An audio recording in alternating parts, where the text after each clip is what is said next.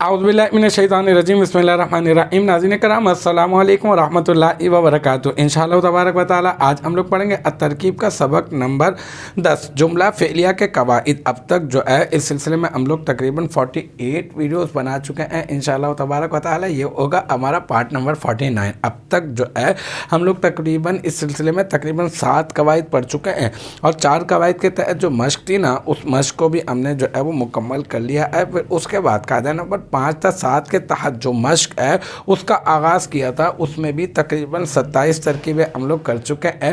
انشاءاللہ تبارک و تعالی آج ہوگی ہماری ترکیب نمبر 28۔ تو دیکھتے ہیں کہ ترکیب نمبر 28 کیا ہے۔ ترکیب نمبر 28 ہے جاء ستۃ رجال۔ دیکھیں جناب، یہ جو جاء ہے نا، اس کے حروف اصلی ہیں جا یا آ، ٹھیک ہے نا، یہ میں نے یہاں پہ لکھ دیے۔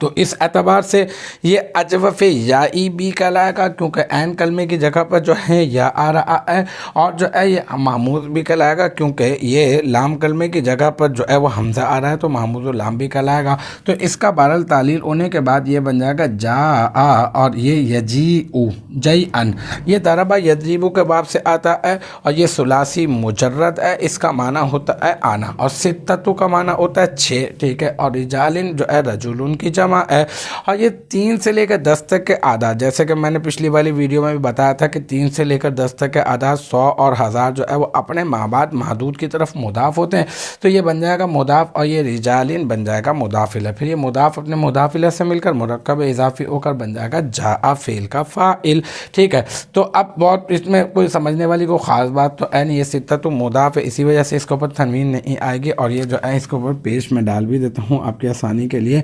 یہ حالت رفعی میں پڑھا جائے گا کیونکہ یہ فاعل بن رہا ہے، اور یہ حالت جری میں کیونکہ یہ مضاف کا مضاف الیہ بن رہا ہے، اور یہ ماضی مبنی بر فتح ہوتا ہے، تو یہ اس طرح سے پڑھا جائے گا۔ تو اس کا ترجمہ ہوگا آئے 6 آدمی۔ اب میں باقاعدہ آپ کو اس کی ترکیب کر دیتا ہوں۔ جاء سیغہ واحد مذکر غائب، فعل ماضی مثبت معروف ثلاثی مجرد، اور جو ہے معمول لام کر دیں یا اجوف یائی کہہ دیں آپ۔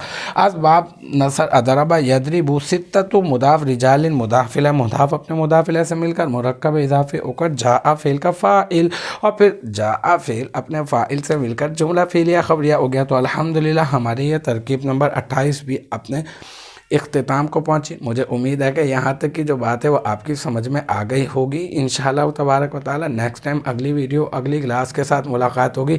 جب تک آپ اپنا بہت خیال رکھیے گا۔ وآخر دعوانا ان الحمدللہ رب العالمین۔